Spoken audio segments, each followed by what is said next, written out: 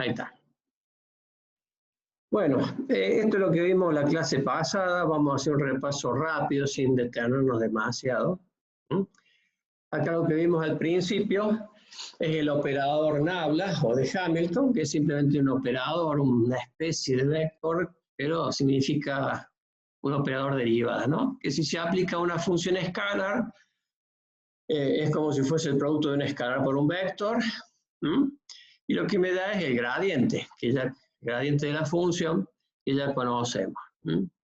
Si se aplica a una función vectorial, como esta, es como si fuese un producto escalar ahora, donde va primera componente con primera componente, termina siendo la derivada primera, ¿no es cierto?, de F1 con respecto a X, y así sucesivamente. Y como es un producto escalar, sería suma, ¿no? Entonces me da lo que se llama la divergencia de la función, que es una función escalar en definitiva, donde decíamos que, bueno, es el flujo, la divergencia en un punto, es el flujo resultante del campo por unidad de volumen. Esta idea, digamos, casi física, digamos, ¿no es cierto?, la vamos a ver bien cuando veamos el teorema de Gauss, o de la divergencia, Y decimos, bueno, si la divergencia es mayor que cero, es un punto fuente. Si es menor que cero, un punto sumidero. Y si es igual a cero, bueno, lo que entra pasa directamente, ¿no es cierto?, como flujo, es pasante. Bien, y después si se lo aplicamos a modo de producto vectorial, digamos, el operador de derivadas con el campo vectorial, termina siendo lo que se llama el rotor del campo vectorial, que tenía, para no tener que hacer todo este determinante que se desarrolla a través de la fila de los versores, lo que hacíamos era pensar que en la primera componente no hay F1, en la segunda no hay F2 y en la tercera componente no hay F3. Están las otras F, ¿no es cierto? Cuando es posición par, como es el 1, 1 se empieza de mayor a menor, F3, F2. Cuando es posición impar, como el J, que es el 1, 2, es de menor a mayor, F1, F3. Y ya cuando volvemos al K, que es posición par de nuevo, F2, F1. Y después se completa con el tema de la derivación. Si es F3, F2, a F3 le va a corresponder la derivada con respecto a I y el F2 con respecto a Z, es decir, cruzado, ¿no? Y así con las otras. Hoy vimos superficies orientables, decíamos de que era orientable si en cada punto de la superficie, sigma, le llamamos sigma a la superficie, si en cada punto de la superficie podemos tener un vector normal, lo que significa, si podemos tener un vector normal, significa que tenemos un plano tangente en todo punto de la superficie. Y ese vectorcito normal es nada más y nada menos que los coeficientes del plano tangente. Que si se acuerdan lo veíamos así, ¿no es cierto? Tenía que ver con las derivadas, menos derivada respecto de X, menos derivada respecto de Y, y el 1 que era el coeficiente de Z. Cuando es 1 positivo significa que está la normal por encima del plano, es decir, normal hacia arriba del plano. Si uno quisiera normal hacia abajo del plano, tendría que multiplicar todo esto por menos 1. Y me quedaría el menos 1 acá, que significaría la componente Z hacia abajo. Sería un vector normal hacia abajo del plano, ¿cierto? Y bueno, al dividirlo por el módulo, lo que tenemos acá es un versor normal, ¿no es cierto? Un vector unitario. Bien, decimos que si sigma es cerrada, la orientación positiva es la de los vectores que apuntan hacia afuera de la superficie. Bien. Bueno, si la superficie venía dada en forma paramétrica, el vector normal tiene que ver con el producto vectorial de los vectores tangentes, ¿no es cierto? En la dirección U, si recuerdan, este sería un vectorcito de 3 componentes, porque al ser paramétrica tenemos, si varía solamente en U estaríamos generando una curva en la superficie que sería una función de R en R3, ¿no es cierto? Y bueno, toda derivada de una función vectorial me da un vectorcito tangente. Lo mismo con B, si hago constante U y me muevo en B, voy a tener una línea en la superficie, y bueno, si hago la derivada voy a tener un vectorcito tangente en esa línea. Entonces, estos dos vectorcitos son tangentes a la superficie y el producto vectorial es normal. Y si lo divido por su módulo me da un vectorcito normal unitario. Bien, si hacemos la idea de la definición de integral de superficie, era una idea similar a la de integrales curvilíneas. La integral curvilínea lo que hacíamos es tratar de integrar sobre una línea, ya sea en el plano o en el espacio. Acá lo que tratamos de hacer es integrar un campo, ¿no es cierto?, vectorial, pero no sobre una línea, sino sobre una superficie en el espacio, que esta sería la superficie, que es sigma. Y la idea era de calcular el flujo del campo que atraviesa la superficie.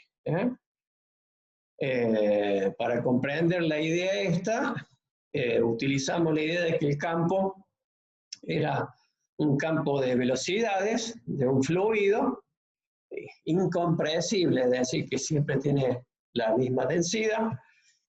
Y bueno, como tenemos un pedacito acá en este punto, ¿no es cierto?, podemos trazar un plano tangente. Si podemos trazar un plano tangente, podemos tener la normal. El flujo a través de la superficie, el flujo del fluido, ¿no es cierto?, tiene que ver con la componente normal, del campo, del campo de velocidad en este caso. Y por eso necesitaríamos hacer el producto escalar, ¿no es cierto?, entre el campo vectorial y la dirección normal, de tal manera que me dé la proyección sobre este versor unitario normal, sería la proyección del campo en la dirección normal de la superficie, que es la que me da realmente la dirección del flujo del fluido. ¿Por qué? Porque la componente tangencial no atravesaría nunca la superficie. Entonces, siempre me tengo que concentrar en la normal. Y bueno, si es de velocidad, nosotros sabemos que es distancia sobre tiempo, ¿no es cierto? En un determinado tiempo recorre una determinada distancia. Por el área base me estaría dando un volumen o un caudal, ¿no es cierto?, por unidad de tiempo. Entonces, bueno, después, por eso la idea del caudal, Y en general, se trate de un fluido o no, estamos hablando de del flujo del campo que represente lo que representase en la física, ¿no es cierto? Bueno, acá estaría la conclusión final. Fíjense que la integral es el producto escalar, que significa la proyección del campo vectorial sobre la normal versor unitaria, ¿no es cierto?, el normal. Y este sería el diferencial de superficie como magnitud escalar, ¿no es cierto? Ahora, si se fijan, si yo multiplico este vector que es versor normal con la magnitud del diferencial de área, ¿no es cierto?, del diferencial de área, me da lo que llamaríamos un vectorcito de área, de diferencial de área, que tiene la dirección normal, ¿no? Es decir, que n por esta magnitud diferencial es lo mismo que el diferencial de sigma en negrita, que es como un diferencial de área vectorial, que está incluido acá el versor n. Bueno, acá está, ¿no? Acá tengo el campo, producto escalar, mi versor, ¿ves? Acá tengo el vector normal, divido su módulo del versor. Y esto que tengo acá es lo que vimos cuando calculábamos áreas de superficie en el espacio. Este era nuestro integrando para calcular el área, ¿no es cierto? Este es el diferencial de superficie en la superficie, ¿no? El diferencial de superficie. Es decir, este es la magnitud escalar, ¿ves? Es ese diferencial. Entonces, con eso obtendríamos el flujo, digamos, la cantidad de o la cantidad de fluido que atravesaría la superficie si fuese un fluido, ya sea fluido hablando de líquido o fluido eléctrico, lo que fuese, ¿no es cierto? Bien, acá como hay posibilidad de simplificación, fíjense que en definitiva al simplificar me está quedando el vector, que sería la f, y este vector por el diferencial del área, el vector normal por el diferencial del área sería mi diferencial de sigma. ¿Eh? ¿Por qué? Porque está la posibilidad de simplificar estas raíces, estos módulos. Entonces, acá tendríamos la fórmula práctica para calcular el flujo del campo a través de una superficie. Siempre pensando que yo tengo una superficie dada como z igual a f de xy. ¿Eh? Entonces, de ahí, al tener una superficie z igual a f de xy, me salen las componentes también del plano tangente con este formato. ¿Eh? Con ese formato. Y entonces, ¿qué es lo que tengo que hacer? Simplemente, así como en integral curvilínea, yo evaluaba el campo en la curva, en las ecuaciones de la curva, acá mi campo lo tengo que evaluar en la superficie. Por eso no pongo z, sino pongo f de xy, es decir, tomo los valores del campo solamente en la superficie, que es lo que me sirve. Y bueno, y esta sería la formulita a utilizar. Fíjense que ya el z no está, por lo tanto, ya mi dominio de integración, todo está en xy, ¿no es cierto? O sea, mi dominio de integración es la proyección de la superficie sobre el plano xy, es D. ¿No? Es D. Bien. Entonces, lo único que tengo que hacer ahora es integrar esto, ¿no es cierto? Integrar. Bueno, esto sería si mi superficie viene dada en otro formato, es decir, en vez de ser z igual a f de xy, es x igual a f de iz. Chicos, me parece que hay alguien que tiene el micrófono abierto, por favor, ciérrelo. ¿Eh?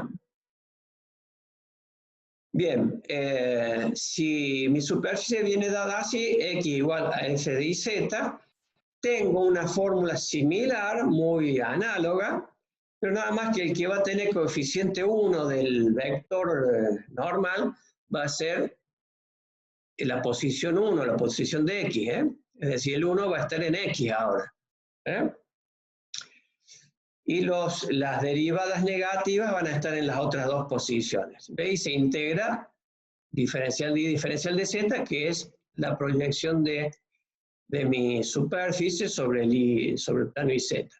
Y lo mismo si la superficie viene dada como i igual a f de xz, en el vector normal voy a tener el 1 en la posición 2, en la posición de i. Y las otras derivadas van a estar en las otras posiciones con el signo menos. Bien, serían las tres posibilidades. Bien, acá teníamos el ejemplito, calcular el flujo de este campo a través de la superficie tal, ¿no es cierto? Esta es con z mayor o igual que 0, es un paraboloide con ramas hacia abajo, ¿ves? Que tiene el signo menos ahí, y empieza en 1. Empieza en 1 y paraboloide con ramas hacia abajo. Y se corta en el plano xy cuando z es 0, o z es 0, por lo tanto me da una circunferencia de radio 1. Y esta sería el D sería mi proyección de la superficie sobre el plano xy. Fíjense que esta viene como z igual a f de xy, o sea que tengo que utilizar la primera fórmula, menos derivada de z respecto de x, f1, menos derivada de z respecto de y, f2, más 1 por f3. Sería el vectorcito normal multiplicado por las tres componentes del campo. Saco las derivadas de la superficie, ¿ve? Me da la derivada de z respecto de x esto, respecto de y es esto. Como va con signo cambiado, las tengo que poner acá. Y por F1, que es y, ¿ves? después por F2, que es X, y 1 por F3, que es Z, pero Z sabemos que lo tenemos que reemplazar por el valor de la superficie, es decir, el campo valor de la superficie. Entonces me queda todo en función de XY. Y bueno, esto lo único que hay que hacer ahora es integrar. Como tengo todo en XY, voy a integrar sobre el dominio D. Como el dominio D es una circunferencia, utilizo coordenadas polares y bueno, realizo todo el trámite de reemplazar. Esto va a ser menos R cuadrado, ¿no es cierto? Menos R cuadrado, que lo tengo ahí, y los otros lo que me dé. Bueno, voy integrando y me da, bueno, el flujo de F a través de sigma, que es el paraboloide, me da pi sobre 2. O sea que hay algo que sale, atraviesa la superficie en forma positiva. Bueno, si la superficie viene dada en forma paramétrica, tengo un formato similar, ¿eh? Voy a tener F, que la tengo que componer con las componentes en forma paramétrica, ¿no es cierto? De la superficie en forma paramétrica viene dado por X en función de V, Y en función de V, Z en función de V. O sea, acá voy a tener que componer. Y mi vector normal va a ser vector tangente en la dirección de U, vector tangente en la dirección de V, producto vectorial, me da la normal, dividido su módulo. Y la parte de lo que es el diferencial de superficie es el módulo del vector por los diferenciales. Bueno, acá de nuevo se simplifican los módulos y me queda esto. Acá el problemita que tenemos, cuando es paramétrico, que tenemos que resolver este producto vectorial, que puede ser más o menos complicado. Por supuesto, en nuestro ejemplo hemos hecho algo sencillo para no estar perdiendo tiempo en los cálculos. Pero la fórmula es idéntica, ¿ves? Estamos usando la misma fórmula, que puede ser esta. Cuando introducimos el n, multiplicamos diferencial de sigma por n, nos da el diferencial de sigma en negrita. Y bueno, hay que hacer esto y hay que hacer esto, ¿no es cierto? Después, lo único que hay que evaluar es el campo en la superficie paramétrica. Acá está un ejemplo. Tenemos este campo de estas tres componentes. Y me dice hallar el flujo a través de la esfera de radio 1. En este caso me dan una esfera completa, es decir, una superficie cerrada. O sea que mi flujo positivo sería el saliente, ¿no es cierto? El saliente de la esfera. Bueno, acá parametrizamos la esfera porque trabajar en X y Z es complicado cuando se trata de una esfera. Entonces parametrizamos utilizando las coordenadas esféricas. Sabemos que el radio es 1, es decir, el ρ que va acá tiene que ser 1, ¿eh? Y todo lo demás, el hecho de haber elegido primero sigma y después tita hace que tenga mi normal después hacia afuera. Bueno, y acá tenemos el trabajito, ¿no? Que no tiene un trabajito un poquito... no es tan largo, pero es un poquito complicado, ¿no? Tiene bastante trabajo. ¿Qué vamos a hacer? Acá tengo, ¿no es cierto? El F compuesto con la superficie paramétrica. Tengo, acá sería el producto vectorial respecto de las variables que son phi y tita. Y bueno, empiezo a elaborar, ¿no? F compuesto con mis ecuaciones paramétricas me da esto. ¿Ven? Este Z, fíjense, ¿ven? Z es eso. Después viene, creo que Y, creo que viene, y después viene el X, el Y y el X, el Y y el X. Después tengo que hacer las derivadas, X, este determinante, ¿no es cierto? Este sería la derivada respecto de phi, la derivada respecto de tita. Por supuesto, tengo que venir acá, ¿no? X y Z respecto de phi, primera, la segunda fila del determinante, y X y Z respecto de tita, la tercera fila. Hago el determinante, bueno, me quedó esto, este vector. Entonces ahora tengo que hacer el producto escalar entre el vector F y el producto vectorial este. Y bueno, ahí se me arma, ¿no es cierto? Alguna función ahí dentro. Y bueno, la trabajaré la trabajo con cada sumando, ¿no? Acá tengo un término, otro término y otro término, trabajo 3 integrales. Y bueno, de alguna manera me las rebusco con las igualdades trigonométricas, etcétera, que ya se supone que sabemos utilizar.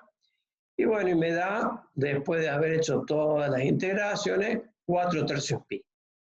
O sea que hay algo que sale de adentro de la esfera que tiene que ver con el flujo del campo, ¿no es cierto? El flujo del campo que sale de la esfera es 4/3 pi positivo.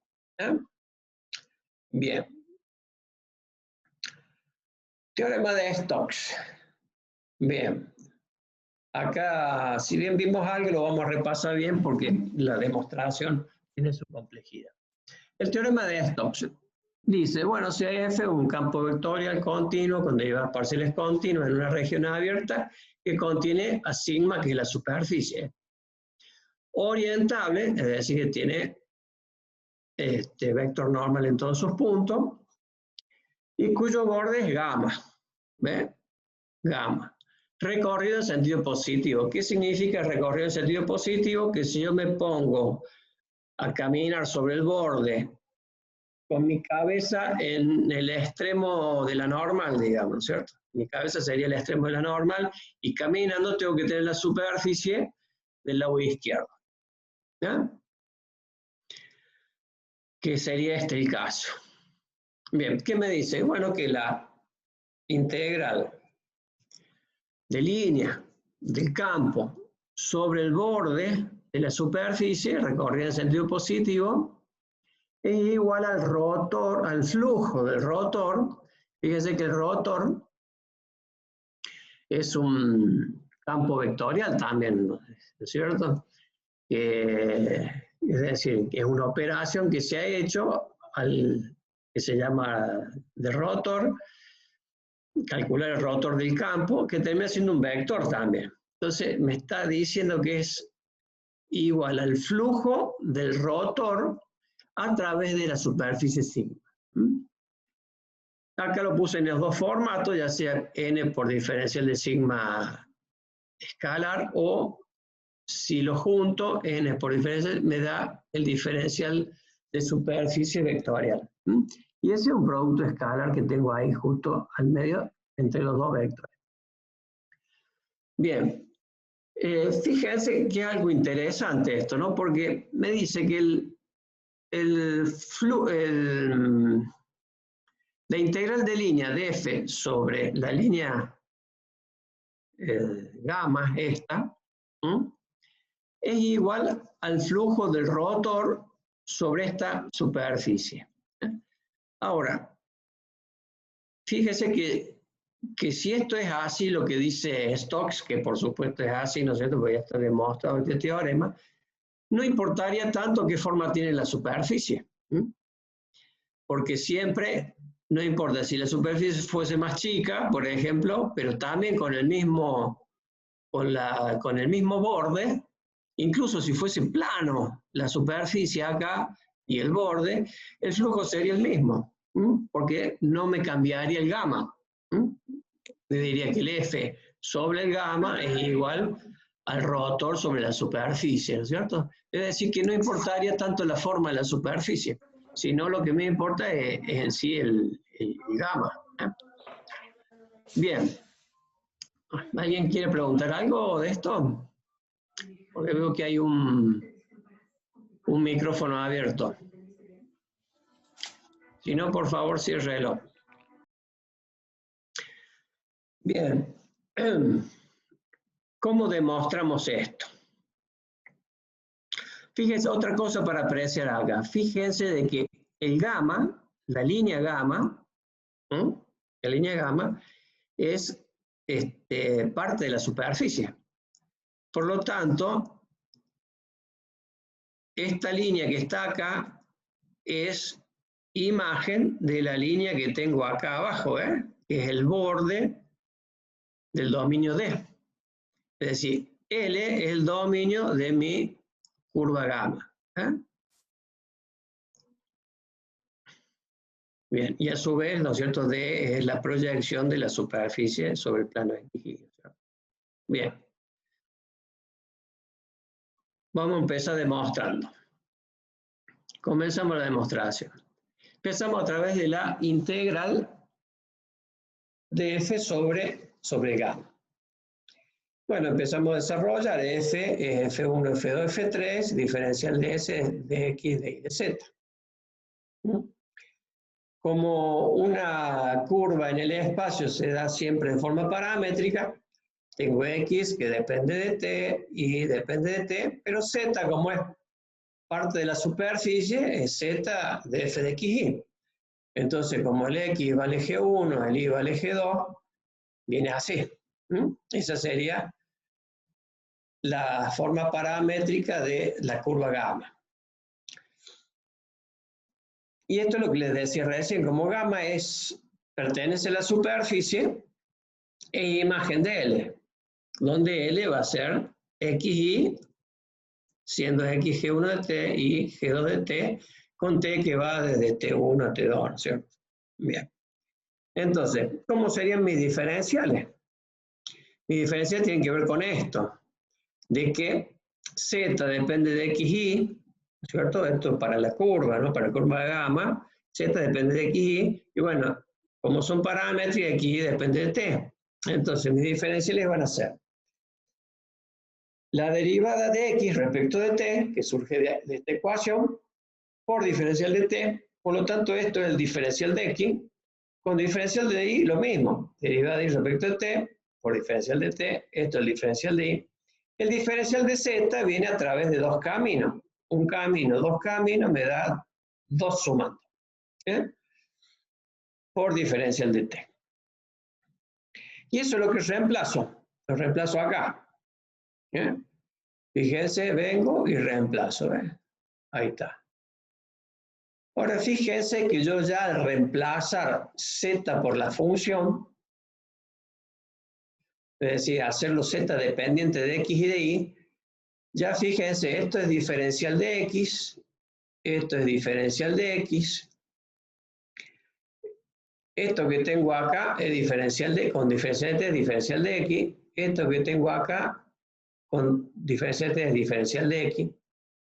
Si yo reemplazo f1, f2 y f3 en la parte de z, por z igual a f de xy, me va a quedar todo en xy, por lo tanto esta que tengo acá cambia la gamma por la L, porque estoy trabajando en el dominio ya. Es decir, en el dominio de la sigma. Y bueno, como este es diferencial de x y este también es diferencial de x, puedo juntarlos, ¿ves? Diferencial de x con f1 más f3 por derivada de z respecto de x, ¿ves? Que es mi otro diferencial de x ahí. Y lo mismo con el diferencial de y, ¿ves? Es f2 más f3 por derivada de z respecto de y. Por el diferencial de y, ¿ves? Que tengo acá, diferencial de y. Entonces esto, fíjense, estamos ya en el plano con la curva borde de D, que es L, y este diferencial de X, y este diferencial de Y. Y este es mi primer componente, esta es una función componente por diferencial de X y una función componente por diferencial de Y, ¿no es cierto? Esto podemos utilizar el teorema de Green acá. Significaría que esta que es la segunda componente la tengo que dividir respecto de X, ¿ves? Respecto de X, F2, F3, derivada de Z respecto de Y, menos, estoy aplicando Green, la primer componente derivada respecto de Y. Derivada de la primer componente, F1, F3, derivada de Z respecto de X. ¿Bien? Corchete, diferencial de X, diferencial de Y. ¿Sobre qué dominio? Sobre el dominio de que está en el plano XY. Bueno.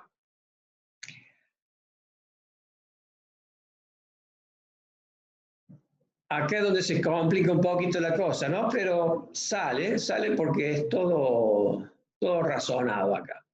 F1, ¿de quién depende? De X, de Y y de Z. Pero como F1, y esto es lo mismo, ¿no? Para F2 y F3. tanto F1, F2 y F3 los voy a evaluar ¿en dónde? En la superficie.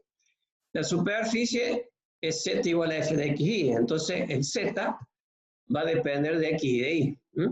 Obviamente, X depende de X y depende de Y, son relaciones triviales. Entonces, esta es la relación de dependencia cuando yo evalúo el campo en la superficie. Entonces, ¿qué representa la derivada, la primera derivada de Green? Esto es la derivada de una suma, ¿no? Entonces empiezo con la primera derivada de F2 respecto de X. Bueno, me fijo, tengo dos caminos para llegar a X. Sería F2, ¿no? Dos caminos para llegar a X. Derivada de F2 con respecto a X por la derivada de X respecto a X, que vale 1. Más la derivada de F2 con respecto a Z y Z con respecto a X. Después voy al segundo sumando, que es un producto de funciones. Entonces, es la primera derivada por la segunda sin derivar. La primera derivada me pasa lo mismo que con F2. Entonces, lo único que cambio acá es el subíndice. En vez de poner 2, pongo 3. Pero es la misma, ¿no? Son dos caminos para llegar a X. Por la segunda sin derivar, más la primera sin derivar por la segunda derivada, que si tenía derivar respecto a Y, ahora le derivo respecto de X. Bien, lo mismo hago con la otra. Derivada respecto de Y de esto. Entonces, derivo F1 primero, que va a ser F1 respecto de Y respecto de Y que vale 1, F1 respecto de Z y Z respecto de Y. Más, acá pasa lo mismo que antes, esta va a ser la primera derivada, que pasa lo mismo que con F1, por la segunda sin derivar, que es derivada de Z respecto de X. Y después la primera sin derivar por la segunda derivada, que es derivando ahora la derivada respecto de X y la derivo respecto de Y. Bien, ahora hago la resta. Esta menos esta, ¿no es cierto? Fíjense que este se me va a anular con este. ¿Por qué? Porque tenemos derivadas continuas, ¿no es cierto? Entonces se cumple el teorema de Schwarz. Entonces, esta y esta son iguales. Entonces se me va a ir. Otra que son iguales es esta parte con esta parte. Fíjense que este F3 respecto de Z, F3 respecto de Z, derivada de Z con respecto a X, lo tengo acá afuera, derivada de Z con respecto a Y, lo tengo acá adentro. Entonces, estas dos son iguales, también se me va. Entonces, ¿qué me va a quedar? Derivada de F2 con respecto a X, derivada de F1 con respecto a Y. Primera, más esta menos esta. Ahí está. Y después esta menos esta. Por supuesto, este está multiplicado con derivada respecto de Y. Y esta está multiplicada con esta, con derivada respecto de X. Entonces me queda el menos. Esto que he puesto en color es para ir ubicándola de tal manera de generar mi segundo miembro del teorema de Stokes. ¿Bien? Entonces digo, la derivada de Z con respecto a X, recuerda que el flujo tiene que ver con el producto del vector normal con las componentes del campo. Entonces, el primero era la de menos la derivada de Z respecto de X. Entonces pongo acá, ¿ves? Menos la derivada de Z respecto de X. Como va con el menos, este me queda positivo, F derivada de F3 con respecto a Y. El otro que está con respecto a X es este. Pero como el saco factor común menos, tengo que poner menos adentro. Entonces me queda derivada de F2 con respecto a Z con el signo menos ahí. Y ese es el factor que tengo acá. ¿Ves? Acá ya tengo una componente del vector rotor, que es la primera componente del vector rotor. Sería el F1 en un campo vectorial, ¿no es cierto? Bien. Menos la derivada de Z con respecto a Y. Busco dónde está el menos. Acá está, ¿ves? derivada de z con respecto a y con el menos, este me queda más, ¿ves? Derivada de f1 con respecto a z, y el otro, como le saco factor común menos también, le tengo que poner negativo, menos derivada de f3 con respecto a x. Y me queda la segunda componente del vector rotor, más 1, que sería la componente normal, la tercera componente normal, ¿no es cierto?, de la normal, sería el 1, por la tercera componente, que es esta, del vector rotor. Entonces lo que tengo acá, habiendo aplicado Green, es esta expresión, ¿ves? Es el rotor multiplicado por mi vector diferencial de sigma, que es este, ¿ves? Vectorcito diferencial de sigma por el vector rotor. Entonces, es claro que hemos partido de la integral de línea y hemos llegado a decir que es igual al rotor del campo, al flujo del rotor del campo a través de la superficie sigma.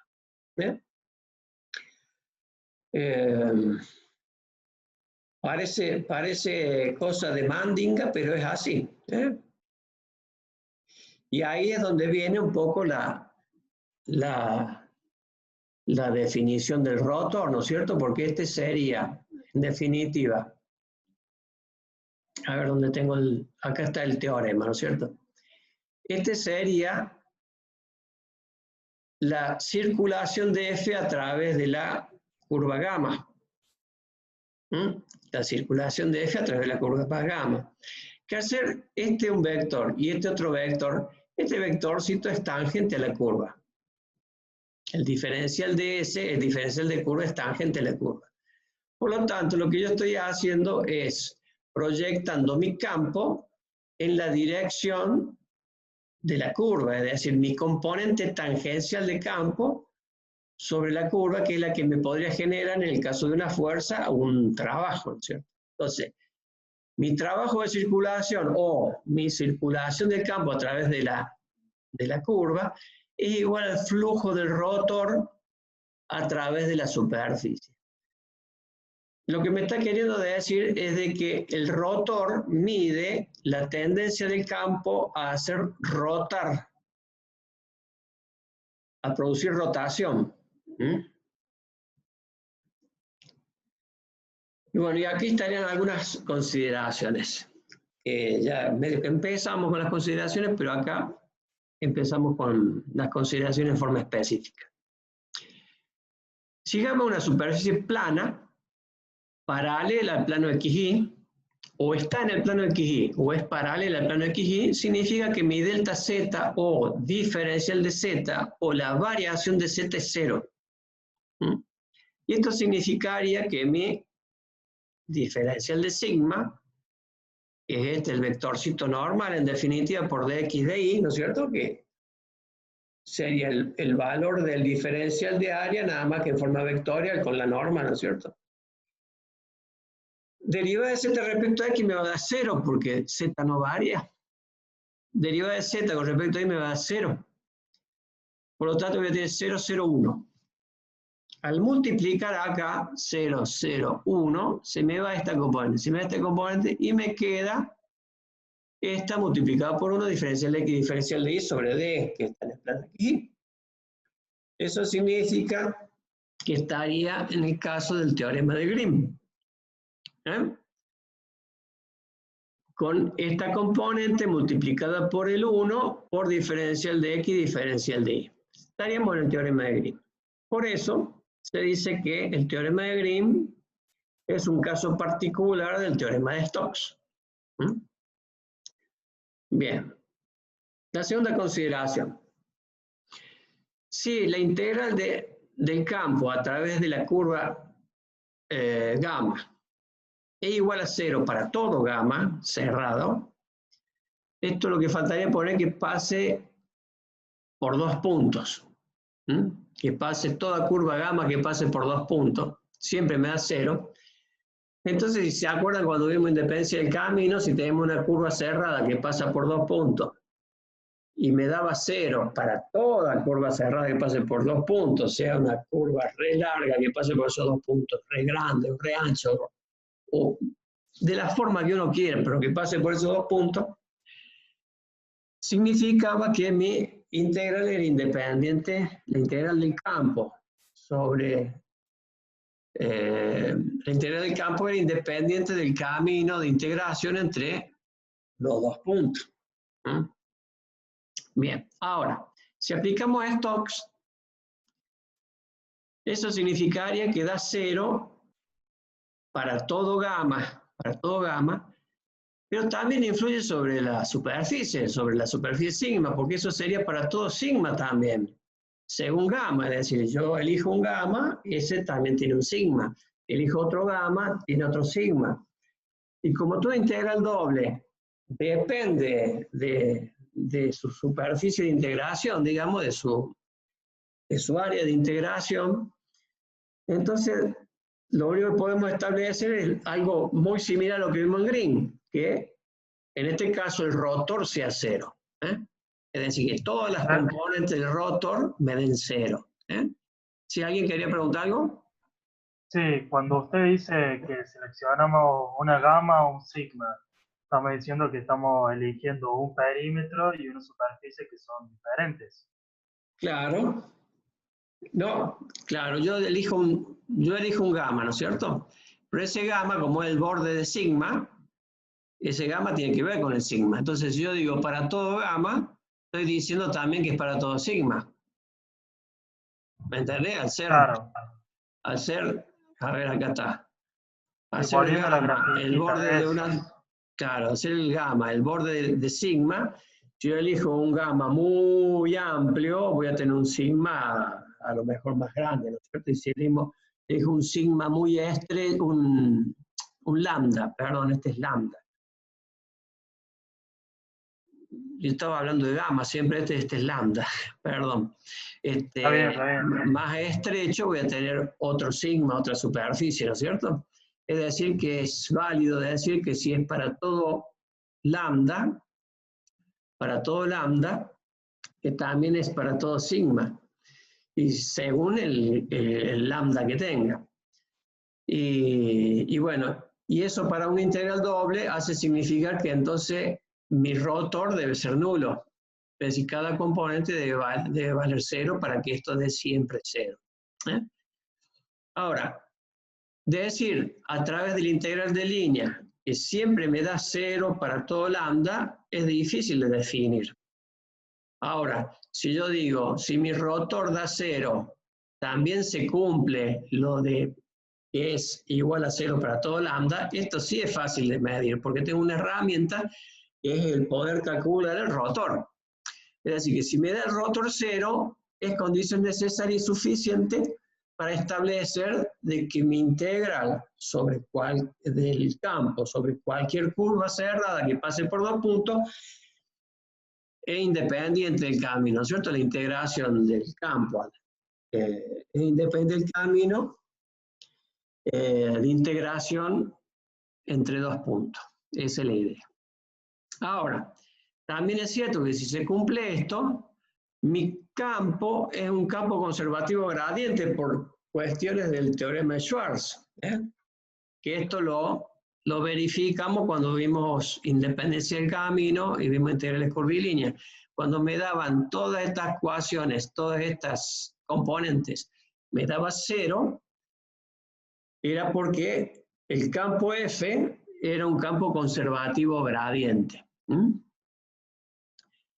Eso significa que F es el gradiente de una función escalar, y esa función escalar se llama función potencial. Esto, si se acuerdan, lo vimos en independencia del camino.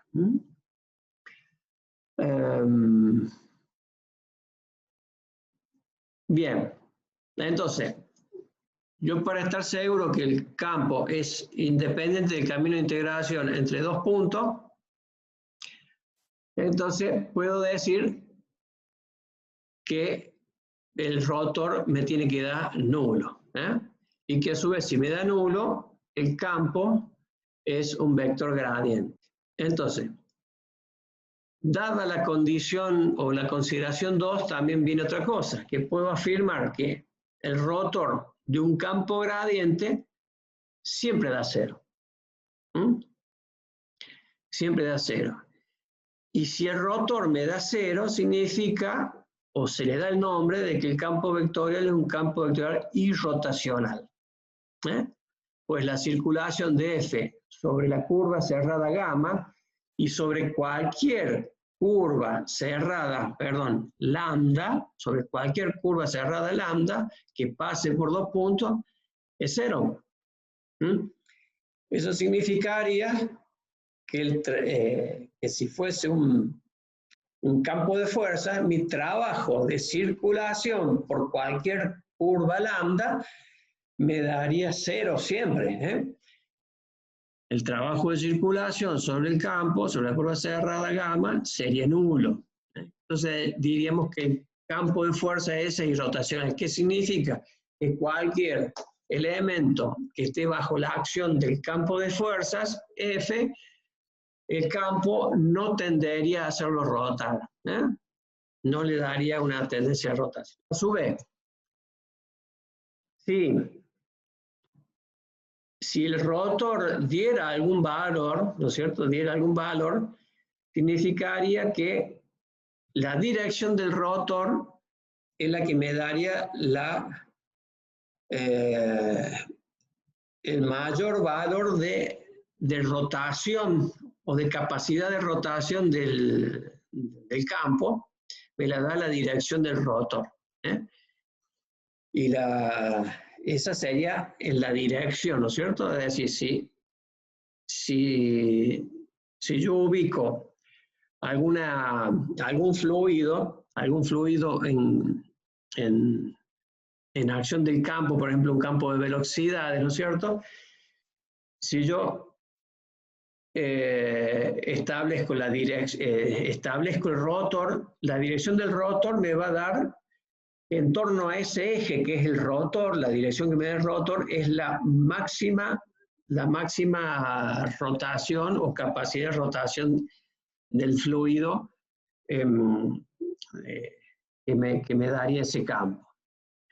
Y si eligiera otra dirección distinta del rotor, la proyección del rotor sobre esa otra dirección me daría una capacidad de rotación menor del campo sobre el fluido. Es decir, que sí o sí, si yo quiero hacer rotar algún elemento a través de una acción de fuerza o de campo de velocidad, lo que sea, tendría que lograr de que mi fluido gire en torno a la dirección del vector rotor. Y bueno, la magnitud de ese vector es la velocidad angular de la rotación esa. Bien, ejemplo. Mediante el teorema de Stokes, calcular la integral de línea a través de sobre la curva gamma, ¿no es cierto? Entonces, como me pide calcular la integral de línea, tengo que aplicar el teorema, es decir, el segundo miembro, es decir, hacer la integral del rotor. Dice que gamma está orientada en el sentido contrario a la aguja del reloj cuando se ve desde arriba. Gamma es el triángulo de vértices, uno en X, uno en Y, uno en Z. 1, 1, 1, por trazo, ahí está el triángulo. Visto desde arriba, tiene que ser contrario a las agujas del reloj, este sería el sentido de rotación. Fíjense que acá no me importa mucho la superficie, porque ya teniendo el contorno es suficiente con que sea plano la superficie. No me interesaría una superficie que tuviese relieve, por ejemplo, por encima de este plano. Lo que importa es el marco que le da el lambda.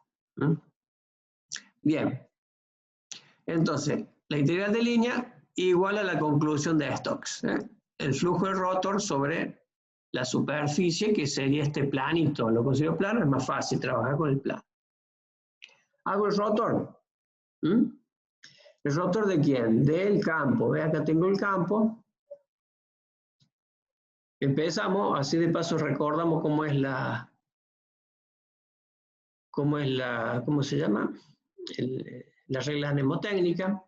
F3, F2, F1, F3, F2, F1.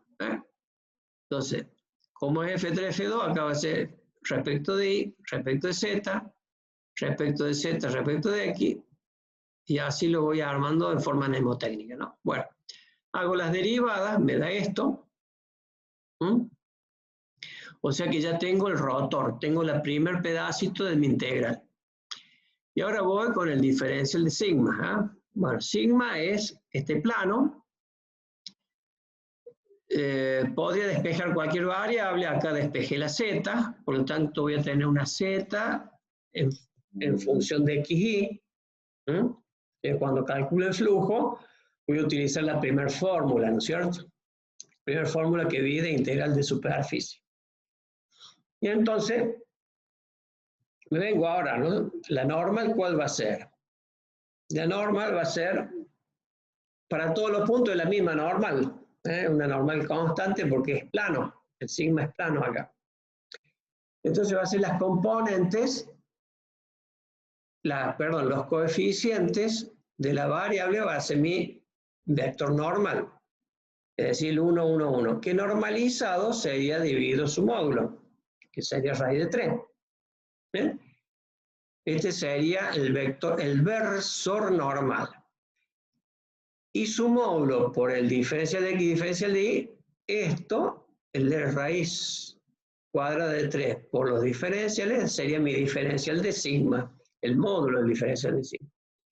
Entonces, esta es n y este es el diferencial de sigma escalar. Y por supuesto, si yo simplifico acá, me queda el vectorcito por los diferenciales, me queda el vectorcito diferencial de área, que lo tengo acá. ¿Bien? Se puede simplificar esa raíz. Bien, entonces ahora hago el producto escalar. ¿Ven? Que tengo un producto escalar ahí. Y al hacer el producto escalar ya me genera una función a integrar, donde la función, fíjense de que esta z todavía viene, esta z viene del campo vectorial, ¿no es cierto? Que viene de ahí. Entonces la tengo que reemplazar por el valor de la superficie, que es este sigma. Ese z lo tengo que reemplazar para que el campo se evalúe en la superficie. Ve acá dice la ecuación de la superficie. Bueno, entonces, ahora,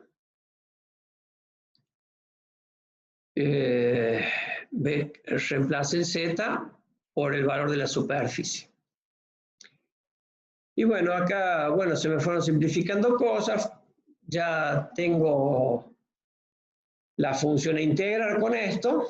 Me queda una constante al final y bueno, integro y me da menos 1. O sea que en definitiva el flujo del rotor a través de esta superficie es al revés, ¿no es cierto? Va en contra de la normal, porque me dio negativo. Es negativo. Y este sería, si fuese un campo de fuerza, sería un trabajo resistente del campo a través de la curva lambda, ¿no es cierto? Porque integral de línea es igual a rotor del campo, ¿no? El flujo del rotor del campo a través de la superficie. Bien. No sé cuánto nos queda, pero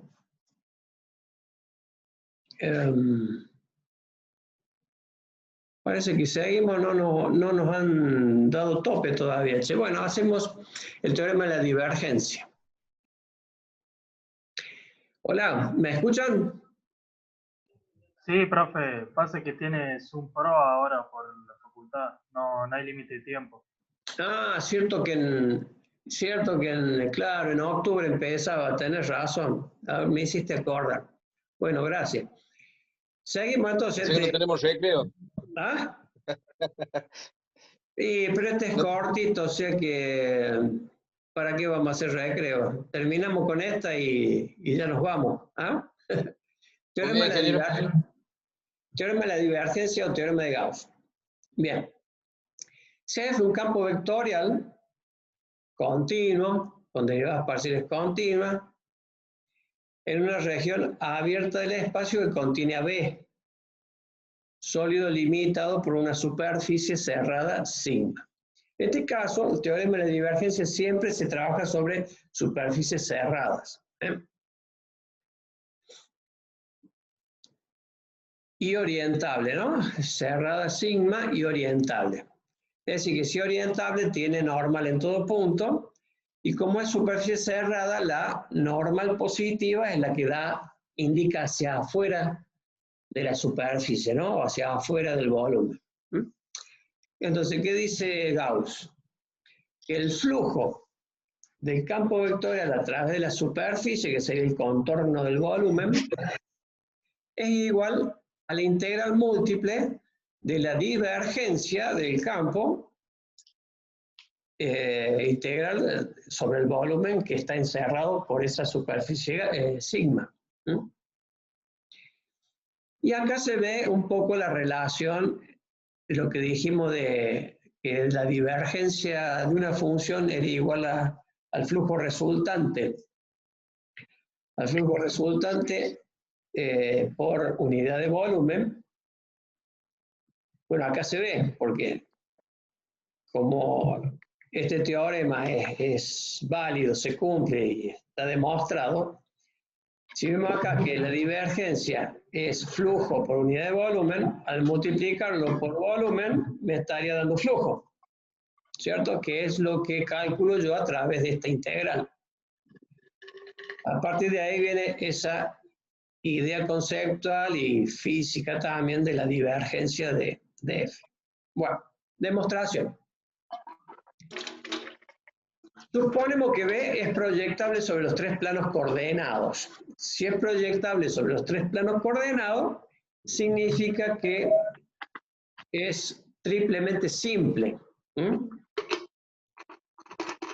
Así que podría poner Z en función de XY o X en función de XY o Y en función de, perdón, X en función de YZ o Y en función de XZ. A la superficie límite. Entonces, desarrollando esta ecuación, F tiene tres componentes. Acá está en forma vectorial, ¿ve? Con el I, J acá.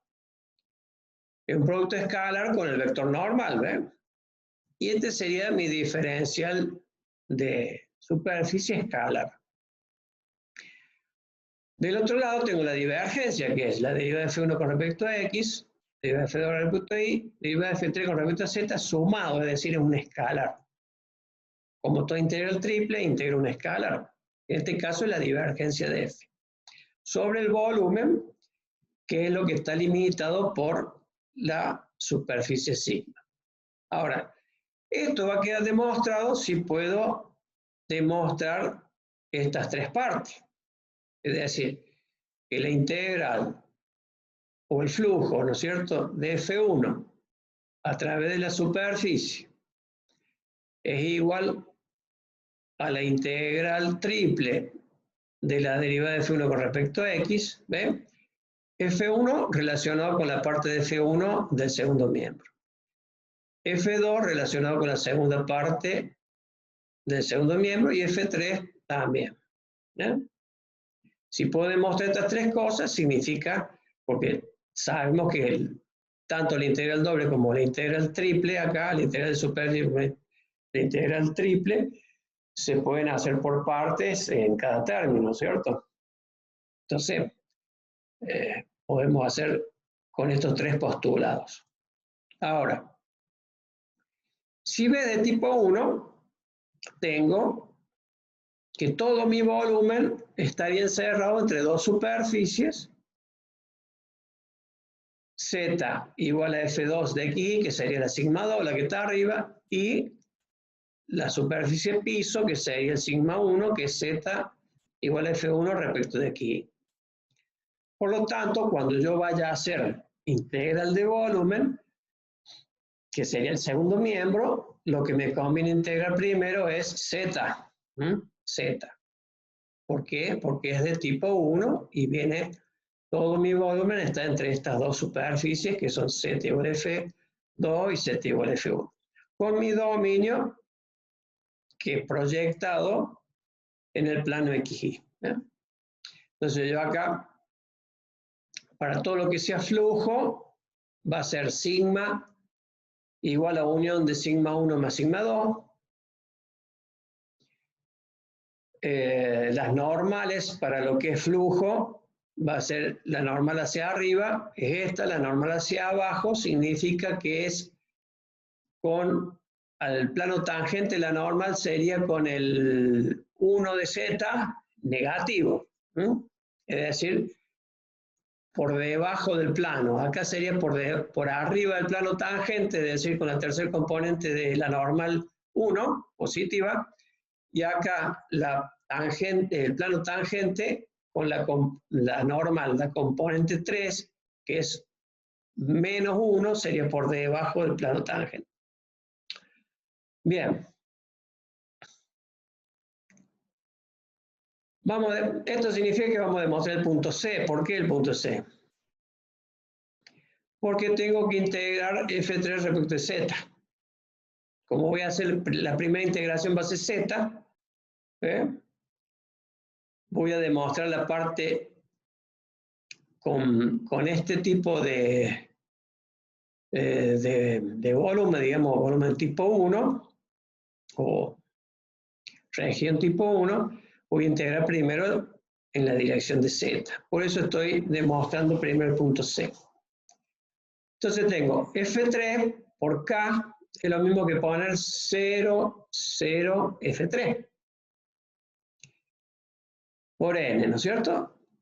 Y como tengo que hacer, como a sigma no lo puedo hacer con una sola ecuación, lo tengo que dividir en dos. Entonces sigma 1 más después integrar sobre sigma 2, al mismo campo.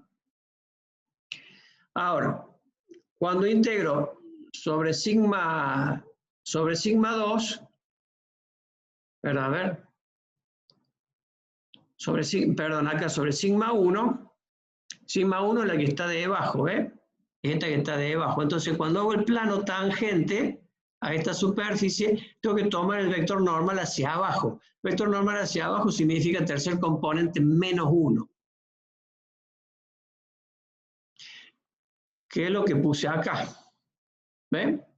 Pongo menos 1 en Z y por supuesto le cambio el signo a los otros dos. Derivada de Z respecto a X y derivada de Z respecto a Y. Cuando voy a la integración con respecto a sigma 2, ahí sí utilizo el vector normal que va hacia arriba del plano tangente. Por eso me queda con la tercer componente Z1 y los otros dos negativos. Entonces acá voy a poder reacomodar, como esto, fíjense que esto, los dos primeros siempre van a ser ceros, ¿eh? Entonces va a quedar F3 por 1, F3 positivo, ¿eh? Lo puedo poner de este lado. Pero la F3 la voy a tener que evaluar en F2, que es la superficie 2. Sigma 2 es F2. Entonces por eso evalúo la Z acá en F2. Menos, que es esta, ¿ves? Las dos primeras me dan 0 y la tercera me da menos F3, que es esta, ¿ves? Menos F3. Es con F1 porque es con sigma 1. F1. Bueno, esto lo puedo juntar en una sola integración doble. F3 valuado el Z en la superficie 2 menos F3 acá, ¿no es cierto? Valuado en la superficie 1. Bien. Ahora, si hago la integral triple del segundo miembro de C, yo voy a tener esta. F3 respecto de Z. El integral respecto de Z me va a quedar F3. Y como la integración es entre función techo y función piso, ¿no es cierto? Función techo y función piso, me va a quedar F3 valor en la función techo y F3 valor en la función piso. Y después haré la integral doble sobre el dominio XY, ¿no es cierto? En D. Como me fijo, A y B son iguales. Por lo tanto, queda demostrado el punto C. Obviamente no vamos a hacer lo mismo con los otros dos. Los otros dos se trabajan en forma similar, nada más que con B tipo 2 y con B tipo 3. Para hacer estas otras. ¿Ves? Que acá tengo que hacer un tipo 2, es decir, con funciones que sean y igual a f de xz. ¿Para qué? Para poder integrar primero y. Y lo mismo acá, con un B3, de tal manera que mis límites superficiales sean x en función de iz, cosa de que mi primera integración sea la x. Pero se hace en forma similar. Entonces queda demostrado el teorema de la divergencia. Ahora interesante, muy importante, porque esta que suele ser complicada se puede hacer con una integral triple. Y ahora nos vamos a dar cuenta por qué. Si se acuerdan, vimos este ejercicio, lo vimos cuando hicimos integral de superficie. ¿Ve? Dice, usando el teorema de la divergencia, hallar el flujo de F a través de la esfera de radio 1. ¿Se acuerdan que hicimos un ejercicio de esfera de radio 1? Bueno, es este mismo. Por supuesto lo hicimos en forma paramétrica. Para que recordemos.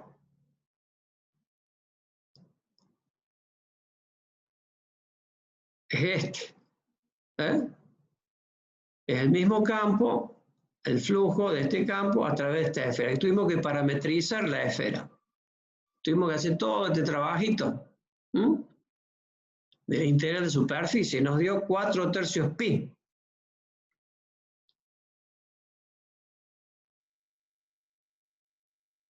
Y ahora estamos haciendo lo mismo, pero usando el teorema de la divergencia. ¿Por qué podemos usar el teorema de la divergencia?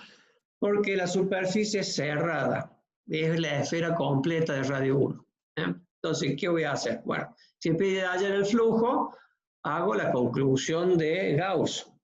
Hago la integral de la divergencia.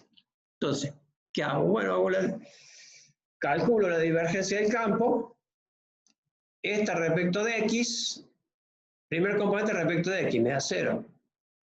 Segunda componente respecto de y me da 1. Tercer componente respecto de z me da 0. Entonces, en definitiva, mi divergencia da 1. Entonces, es 1 por unidad de volumen. Y acá, al multiplicar por el volumen, me va a dar el flujo. Ahora, si se fijan, esto matemáticamente es integrar el volumen. Por lo tanto, lo que hago es coordenadas esféricas, cambio de variable, y calculo el volumen de una esfera, que me dio 4/3 pi igual que el otro. Fíjense la diferencia del nivel de cálculo, ¿no? Gracias al amigo Gauss, podemos hacer este trabajo así, mucho más rápido y menos engorroso. Bien. Chicos, acá terminaría la clase. Bueno, todo esto es integral de superficie, ¿no? Esto seguramente lo han estado viendo algo de esto en física 2. Bueno, ahora matemáticamente les puede cerrar un poco más. Y bueno, si tienen algo que consultar, consultamos. Hora de consulta. Yo por el pronto voy a parar la grabación.